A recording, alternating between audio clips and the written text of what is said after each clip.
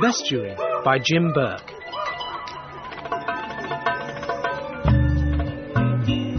And the Lord prepared a great fish to swallow up Jonah.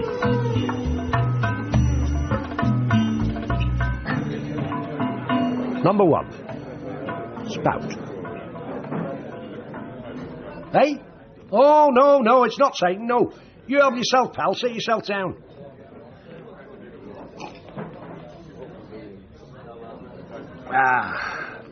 Oh, good pint, that. Quiet night. Hey, I'll tell you what. You wouldn't think to look at me, but a few years back, I was the mightiest whale in the whole of God's ocean. Wouldn't think that, eh, to look at me now? Go on with you. You don't have to soft soap me. Scurf and barnacles all over me nut. This fin on me. Useless flapping thing that it is. But I tell you what. In those days, they knew I was coming. Them days, I could have taken everybody in this room with one sweep of my tail. I had some prospects back then. What? I could have sired nations, me. You wouldn't think it, would you? Grand time to be alive then. Well, the earth was brand new, eh? 2,000-3,000 years old tops. Wasn't so long since the, the Great Flood had come and gone. Good times. The watery ways lighten up before me like they're saying, "This way, la! This way for the lucky lad with the cheeky smile, for them strapping lassies of the southern herds." Oh, aye. They had me down for a stud in them days. And I wasn't arguing. Yep, it was all there waiting for me on a great big plate. Tell you what, you're young. The truest thing you'll ever hear, don't count your chickens. The thing that gets me, it was a beautiful day to start off with. I just popped up for a quick spout, get a lungful, blow off a couple of sprays, you know, and I'm there, gently tossing on the billows, and then I feel it. Cold front rolling over me. Oh, bitter it is. A storm coming, just like that. So I think, hey up, best get myself back under. I geared myself for the big plunge, and that's when I felt it. You ever been grabbed hard by the scruff of the spout hole by some great big invisible hand? Yeah, just me then. I was held fast there, tail flashing this way and that. Now what I could do, I'm going, what's to do here? Then I get turned round, right round, full 90 degrees. And off in the distance, just a spot at first. But it gets nearer, and I can see it's this storm-wrecked, raggy-ass ship, shifting like billy ahead of the wind, heading straight for me. Sailors on the deck, clear as you are to me now. I can see them, gnashing their teeth, afeard of the storm, bricking it they are, and some great big kerfuffle going on between them. The dozy aprons not even looking where they're going, and wanting to shout, "Whoa! Whoa now!" But I'm a rabbit in the headlights, my whole life before my eyes. I've got 32 tons of timber ready to smash into me nut when these sailors, they effed up some scruffy little scarecrow of a fella right above their heads and whoosh over the side with him.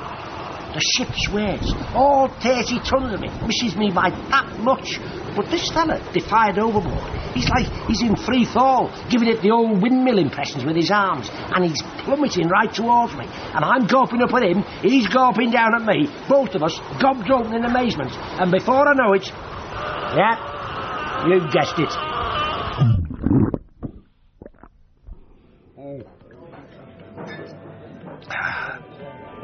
I can still feel him slipping down now, down the old gullet.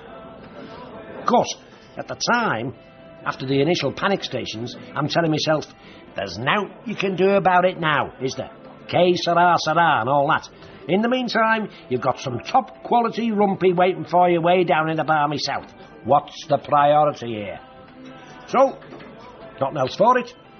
Put him out of your mind. It's tail up, head down, and off like a bomb down those crystal autobahns under the sea. Clear channel opening up ahead there. A hanger left at the isthmus hard by the crescent reefs. Whoops! Up over the sedimentary ridge there, nearly didn't see that. Soon as making a treat, no? Head for the coral atoll way off in the distance. Hang about. Sedimentary ridge? I don't remember that at all. Okay, let's try this way. I follow the shelf, keeping an eye out for a sunken hole somewhere around here. Should be somewhere. But no, nowhere to be seen. What's going on here? By the time I eventually surface for a fresh lungful and a quick shufty, I haven't the foggiest idea where I am. But I do know this. This is one weird place.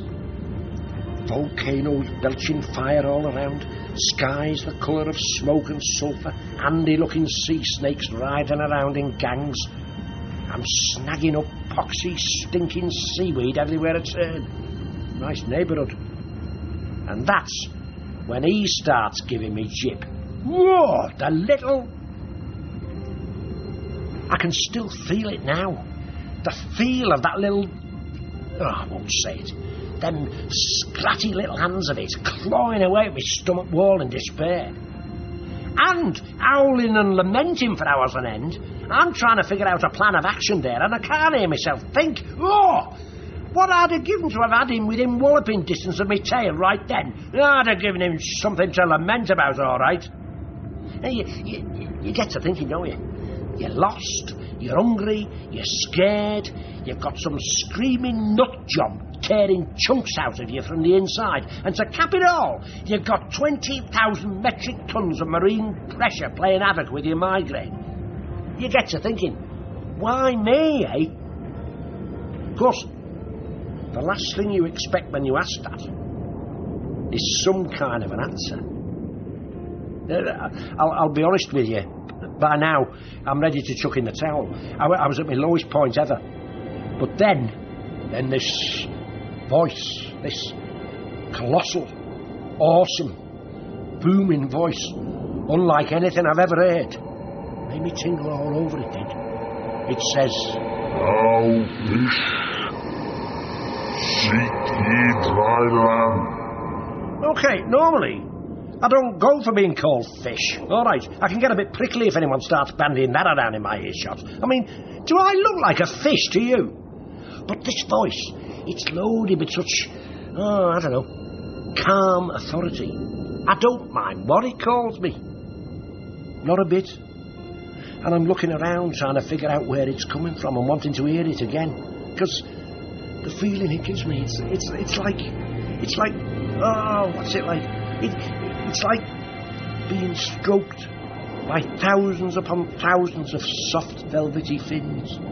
It's like the songs of blubbery young whale cows sounding across the oceans of time.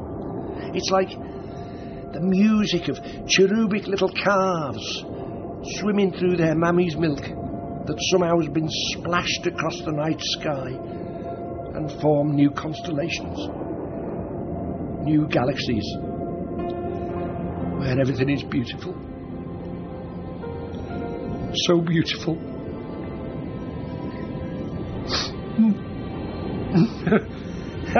All right. Will you look at me now? Big soppy get. Oh, sir. I bet you're expecting me to whip out the leaflet now, eh? We meet every Sunday, Tuesday and Thursday. Bring your own tambourine. But I'm telling you, I heard what I heard. But where that voice is coming from, I haven't a clue. In fact, the only thing I can see through all this darkness down here is that big round moon way up there looking down at me, and I'm thinking, could it be?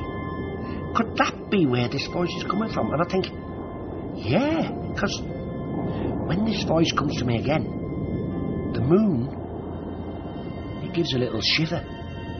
The way a hefty great diva's chins wobble when she hits a high note. It says, "Did I not tell ye, fish, to seek dry land?" That's enough of a kick up the backside for me.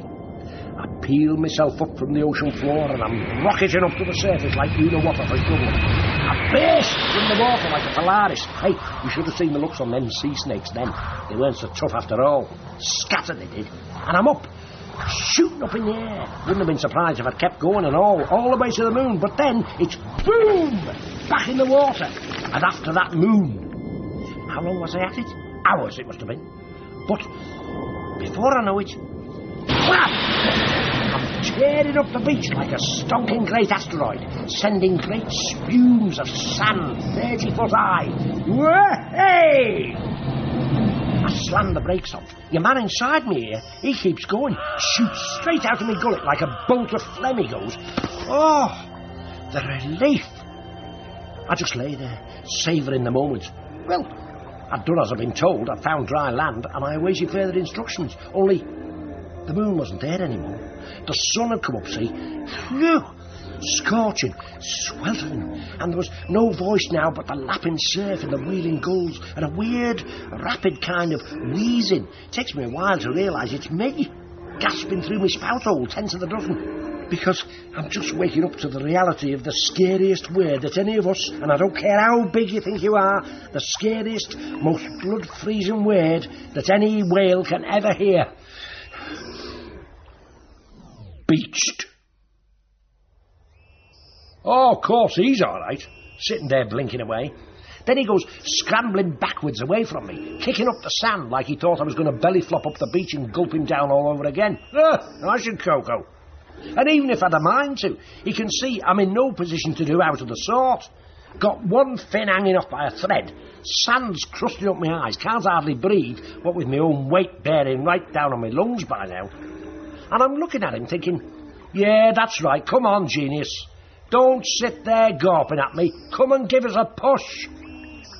He stands up, shakes himself down, gets his bearings, and then suddenly it's like he's poleaxed. He stands there like he's hovering in midair, a daft look on his face. And I recognise this look because it's the one I had when the moon spoke to me. But this time, I'm hearing nout. And he's standing on his tiptoes, gazing upwards with a gormless arse smile like he's got a fish hook tugging away at his top lip or something. And then he starts walking, tugged by that fish hook, so to speak, off in the direction of the sand dunes away in the distance. And I'm thinking, oi!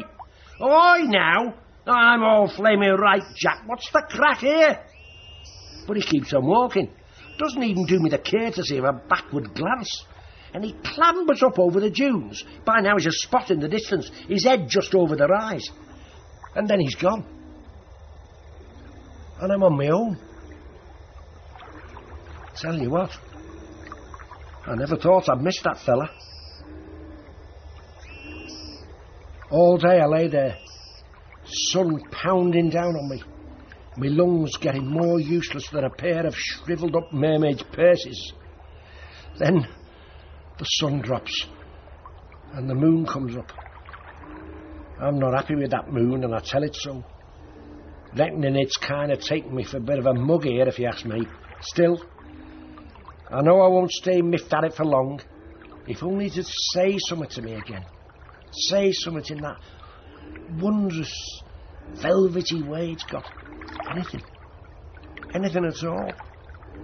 Say out. Just one sentence. A word. Any word. Come on. One word for your old mate here. Come on now. Come on, please now. One word.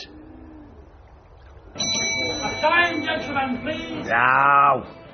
Always happens that. Just when you're getting into your stride, eh? Aye. He did all right for himself. Jonah. Quite a celebrity he ended up. On the preaching circuit.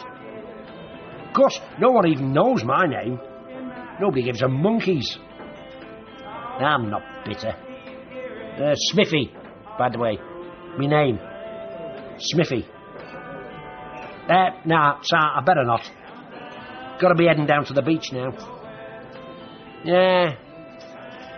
My bones are still there in the sand. Don't like to leave them there by themselves, all in the lonesome. Know what I mean? Tide lapping through them. Crabs scuttling in and out. Ribs all bleached white in the moonlight. Flaming moonlight. Flaming moon.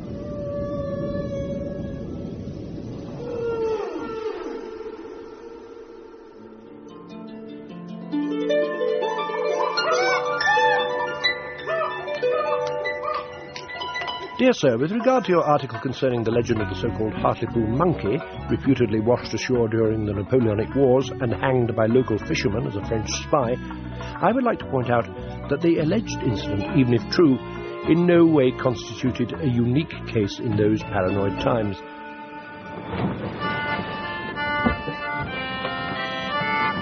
Number 2. Letters to a Monkey's Uncle. 27th of May, 1805. Dear Uncle Emile, how glad I am that I took your wise counsel to travel and see something of the world.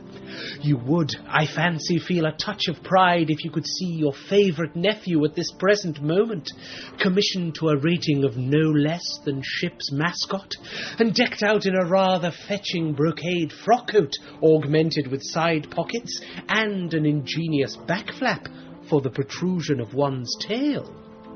How this ill-groomed crew must envy me my sartorial savoir-faire. I dare say it is this envy that prompts the brutes to swipe me from the dinner table and call me all sorts of beastly names should I but deposit the merest droppings in their wretched sleeping quarters. Still, the captain of this noble vessel seems to have taken rather a shine to me, and frequently allows me the liberty of his cabin, the dimensions of which, incidentally, permit me to swing back and forth most agreeably. Monsieur the captain pronounces often upon the merits of this leaking chamber pot, as he affectionately calls his ship, which is presently and indefinitely circumnavigating a dunghill called Great Britain, the purpose of which action being to effect the slow starvation of the lice, as he says, which inhabit that land. It's all highly exciting, and my present intent is to render you a diverting account of this adventure, which, in view of the excellent seamanship of our captain, is sure to have a successful outcome.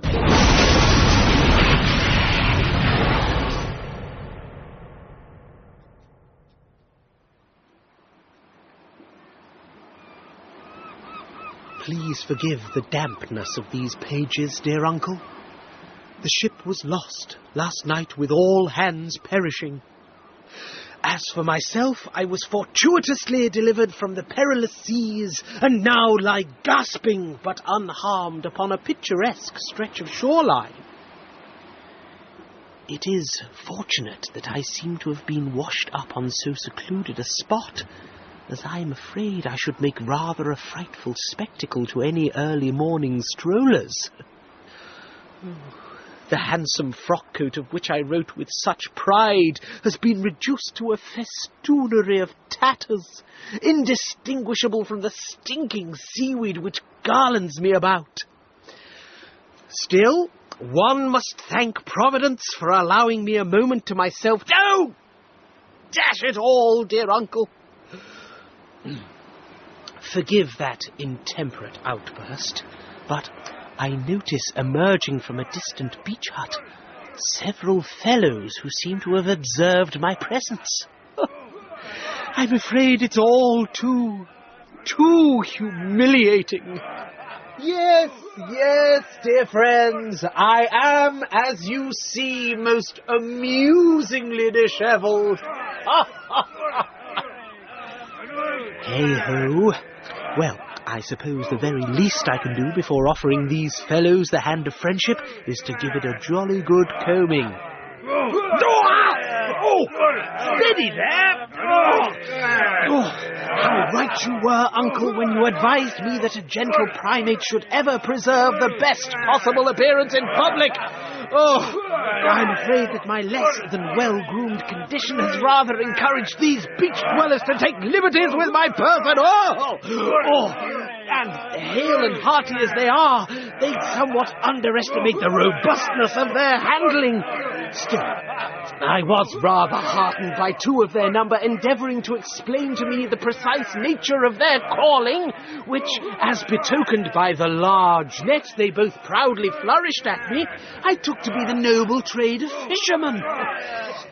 Unfortunately, in their enthusiasm to communicate this intelligence to me, they inadvertently heaved this netting over my person, whereupon I instantly became entangled within its ill-smelling meshes.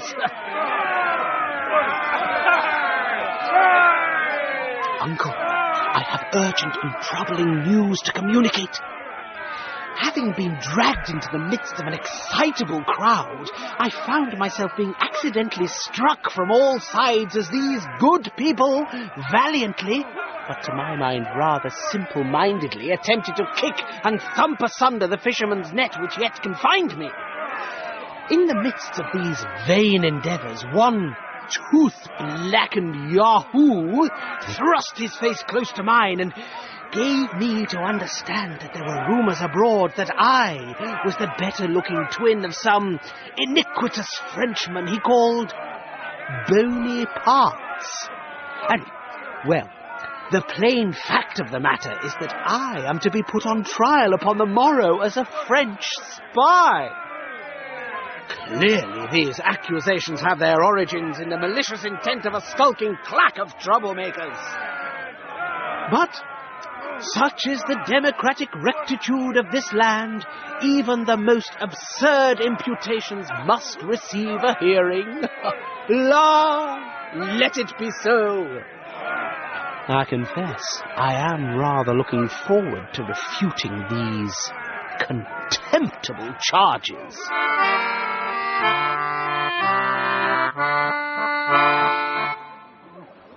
My knowledge of this land grows apace with each passing minute. I have discovered, for instance, that its rough-hewn inhabitants have named it Art-le-Poule. And what a strange and fascinating place it is! Not the least of its marvellous aspects have to do with its peculiar legal procedures, which I am even now experiencing at first hand. Having hauled me from the net and restored me to a semblance of dignity, they then proceeded to shave every inch of my body. A ceremony no doubt designed to confer honorary citizenship upon me, thus guaranteeing equality before the law. You must remember, Uncle, that these Art-le-Poulians are, for the most part, hairless. The day's ceremonials ended with some gaiety, the whole assembly pursuing me to and fro over the sands, penning me into a rocky enclave and pelting me with festering codheads. I confess the full significance of this last proceeding eludes me, though I was very much touched by its mystery. Thereafter, I was escorted to the comfort and seclusion of a private beachside cell, which, though rather cramped, it was previously employed, I am given to understand, as a lobster pot, yet affords me both wholesome air and sufficient leisure to prepare my defence.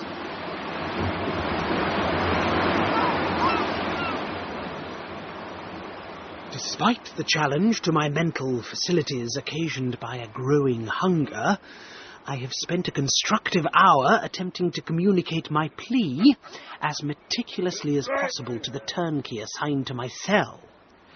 I should mention in passing that this is the fellow I previously and somewhat unjustly referred to as a tooth-blackened Yahoo.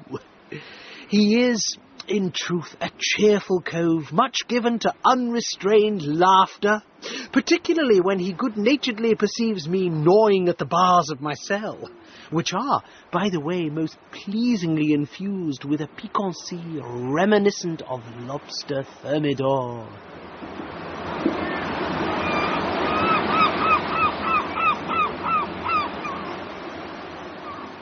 Many hours have passed since my last entry in this correspondence, and I still have not been offered a drop to drink, nor a bite to eat.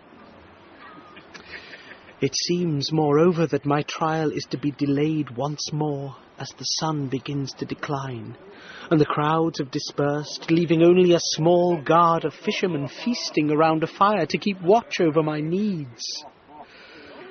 My esteemed turnkey is amongst their number, and though he most charitably hurled a tasty-looking morsel in my direction, it fell short, so I was unable to reach it through the bars of my cell. Alas, this simple act of charity has rather had the effect of driving me to the brink of distraction and despair. Still, courage. Courage.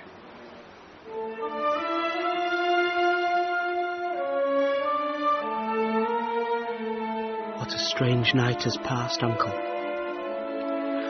As I crouched there in the darkness of my cell, slipping in and out of consciousness, oftentimes gazing as though bewitched at the sands bathed white by the cold light of the moon, I suddenly saw that moon crack open with a thunderous roar, and from it I saw hundreds, nay, thousands of monkeys issuing forth. Every class, species and genus was there represented, spilling and scampering from out of that lunar fissure. And they began to gather about my cell. And you may think me distracted, Uncle, but by the gods, they hailed me. And they declared me to be no less than...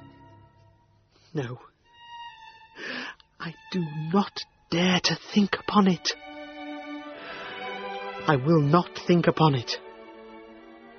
Such visions are born of a mind distorted by want of food, of water, of justice. Away, all of you.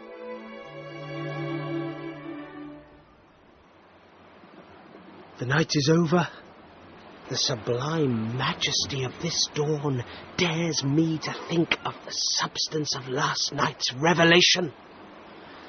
That I, Pierre, have arisen to the preeminent position in the universal Simian Empire.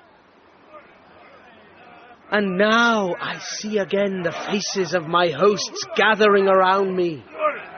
Yes, even these poor, degenerate creatures, they are also my subjects.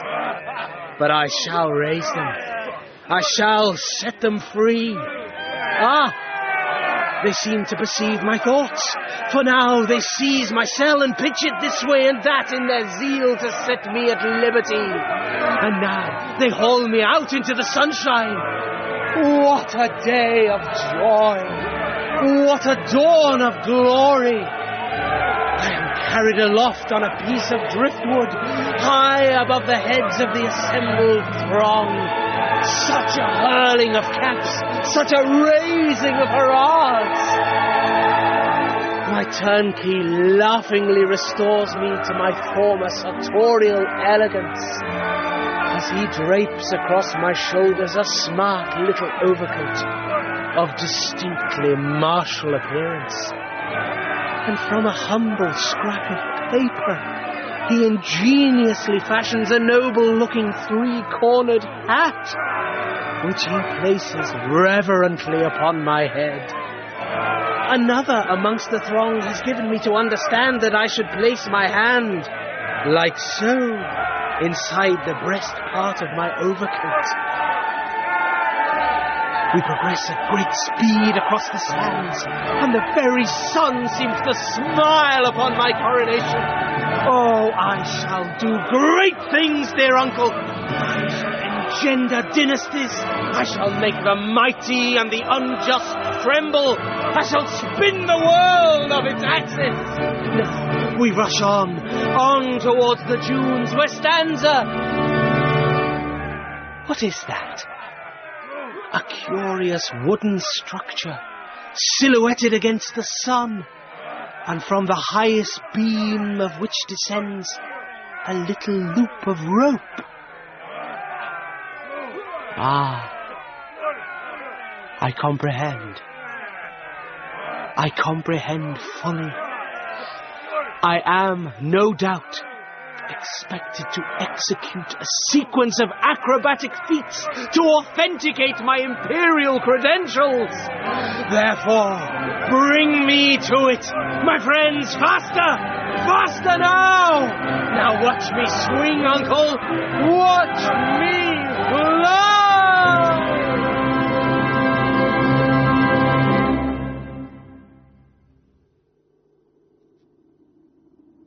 An unconfirmed rumor that the Soviets intend to explode a nuclear device on the moon to produce, quote, a spectacular firework display. We're just getting unconfirmed reports that the Soviet Union has launched yet another man-made satellite into outer space. Sputnik 2 does appear to be carrying a live passenger. Not, as first believed, a human being, but an animal. Possibly a dog. Number 3. The first dog on the moon. Just before they clanged the door shut on me, Nikolai reached in and shook my paw. Bon voyage, little Laika, he said, which made me wag my tail. And next thing, everything went dark. But Nikolai's face sort of stayed there with me in the dark for a bit, shining like the moon, funnily enough. Because I've been thinking a lot about the moon lately, about how I used to look up at it sometimes in the days I slept in the streets. Because guess who's going to go up there now? Go on, guess.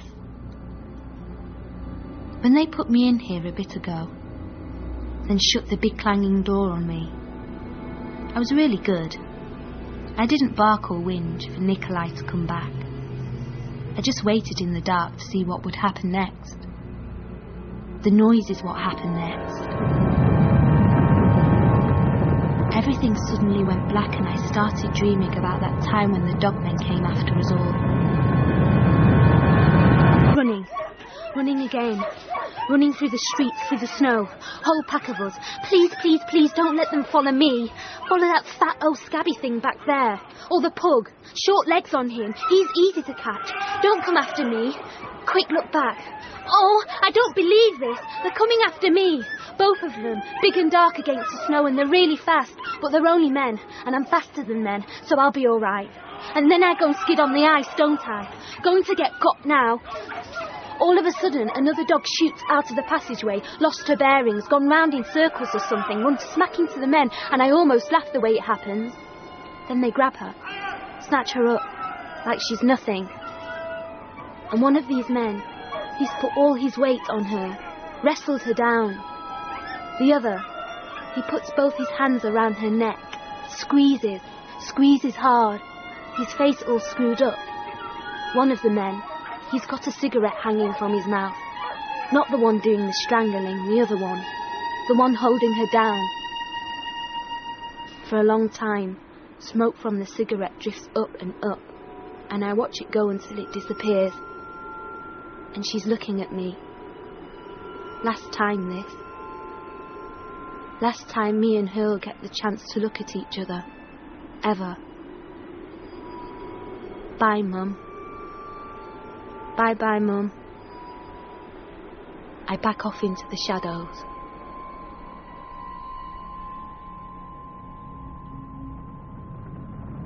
Feel rotten now. These chains are stopping me turning. And for a long time now, I've had this horrible feeling in my stomach. No, not in my stomach. More just like under my skin. Or more like something that's hovering just over my skin. I don't know how to explain it. But anyway, that's all right. Because really I'm glad to be in here. Because like I say, I'm going up to the moon. If there was somewhere to look out of in here, I'd maybe be able to see how near I'm getting to it. But there isn't. Might as well just rest my chin on my paw then. Because it's still got Nikolai's smell on it where he shook it last, and that always makes me feel all right. I like breathing in that smell and thinking about Nikolai, but mostly I like thinking about getting to the moon and what I'll do when I get there. I try not to think about the night in the streets with the dogmen and what they did to my mum. her slung onto the handcart with all the other dead stray dogs, wheeled off to. I don't know where they take them. Smithy, he's the scabby old dog I wanted the men to follow instead of me that night. Smithy used to say they take them to the big buildings with the domes on top, where they mince them up and feed them to the rich dogs who live inside. One night when the cold got really hard, like iron at the end of a boot, I curled up against Smithy for extra warmth, and he starts howling up at the moon, but a kind of old dog's howl that limped out of his throat and fell back down to the ground soon as it came out of his mouth. The others laughed at him, and I felt embarrassed for him, but he wasn't embarrassed at all. In the old days, he said, ignoring them, in the old days they knew how to howl. These young ones just don't appreciate the important things no more, he said, like the moon shining at full strength up there. So I asked him what he means. Well, he says, in that way that daft old dogs talk to puppies. Well now, long time ago, in the forest far away from the city, the dogs all used to sing to it, to the moon, all the time. But after a bit, their lives got too cosy for them to bother anymore, and they were more interested in curling up in front of the fire or licking their owners' hands for scraps, and they forgot the moon was even up there. But all the while, there was a kind of scared smell about their owners, and nobody really knew why. But one day, we found out. One day, the skies went all dark, and some fire came from somewhere, and there was smoke, and all the owners suddenly weren't there anymore. And all the dogs in the village got thinner and thinner and colder, because there was nobody left to feed them, nor huts for them to sleep in anymore. And then, Smithy says, that's when it was that in the sky there rose the moon, all big and round and shiny, and all the dogs, whose ribs you could see, and whose teeth were all bared, they looked up. And that's when they all started singing again to the moon, with songs about how beautiful she was. And I fell asleep that night, thinking of them all gliding up to her on their own songs. Up and up, and all the way up to curl tight and snug in her, and let her take away all their hunger and scaredness. And I woke up, crying and wagging my tail at the same time, and I didn't even notice the sound of the big van stopping near me, or the doors opening. And the next thing, two big hands are lifting me up, and I'm in the back of a van, and the doors are closing on me. After a long time, the truck stops and goes quiet, and the door opens. Takes a bit to get the loop around my neck, but finally they manage, and I'm out of the truck and in through a door. Then I'm standing, shaking in the middle of a clump of legs all around me, and more hands pick me up, and somebody says, Siberian Husky, a bitch, and then I'm put in a kind of dish somewhere, and someone says 17 pounds 6 ounces, and then my mouth yanked open, and a tiny stick shoved up my bum, and then a needle in my leg, and the next thing I know, I'm waking up in a little cage with my head all groggy. The way I felt in the cage that time is a bit like how I feel now. The jelly stuff I'm supposed to suck out of the bottle ran out a bit ago, and I'm hoping Nikolai will bring some more up here for me, because I'll be getting hungry soon, and I want to be full enough to have a run around the moon when I get there without having to worry about where to look for food. Maybe he'll also think about bringing me some of those nice chocolate treats as well. I liked Nikolai right away when he came to see me in my cage, because he was all gentle with me and knew how to pick me up, like I was the same as him, sort of. And when he told me from now on my name would be Laika, which is a word for someone who barks a lot, it made my tail wag. And one morning, when Nikolai was getting me to pull on a piece of rope with my teeth while he pulled on the other end making noises like a dog, he suddenly gave me a big hug and looked into my eyes, and I could see his eyes were all wet and shiny. And he told me how proud he was of me, and that he was going to have to say goodbye to me soon. The next day, in fact, because I'm the one out of all the other dogs who's been chosen to go up there. But I'm not to be scared, because my going up there is going to make the world a better and nicer and more beautiful place. And even though I won't be coming back, Still I'll be talked of and sung about for years and years to come. I listened to all this, tilting my head from side to side, waiting till he said some words I could catch hold of, which in the end he did. "Treat time, Leica," he said, and he threw up a chocky, and I leapt up and caught it, and he gave me another big hug. And I could smell that even though he was all happy, there was still something he was scared of, like there always was. And I wondered if he was scared of the dogmen too. Must have been. Everyone was.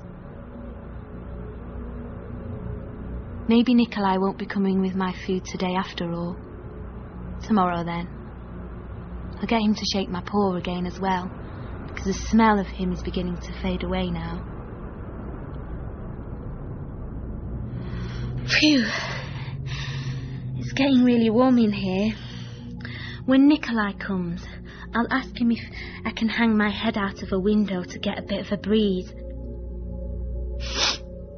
Nikolai? No. Not here. He's not here. Tomorrow, then he'll be here. Because tomorrow I'll really need some food. Even if it's only that horrible jelly stuff from the bottle.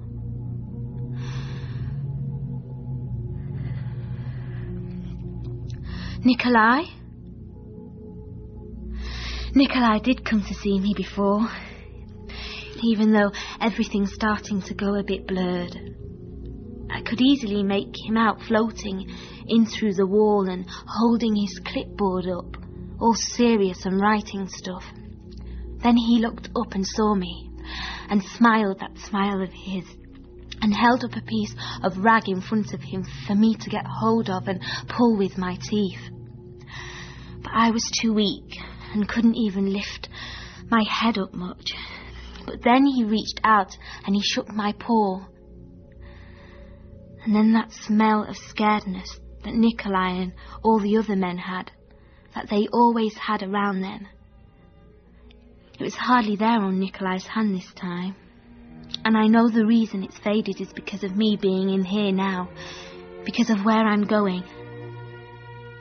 And look! I can see the wall of my room's fading away, and I can see right through to the outside, and I can see all the dark going on and on for a long time, but at the end of it, I can see the moon.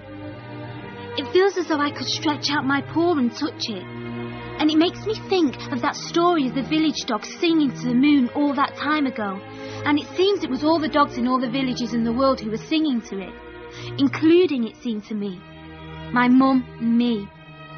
And without even knowing it, here I am doing it too. I can hear myself singing to it now, and I'm gliding up to the moon on my own song. Can you hear us from down there? Listen.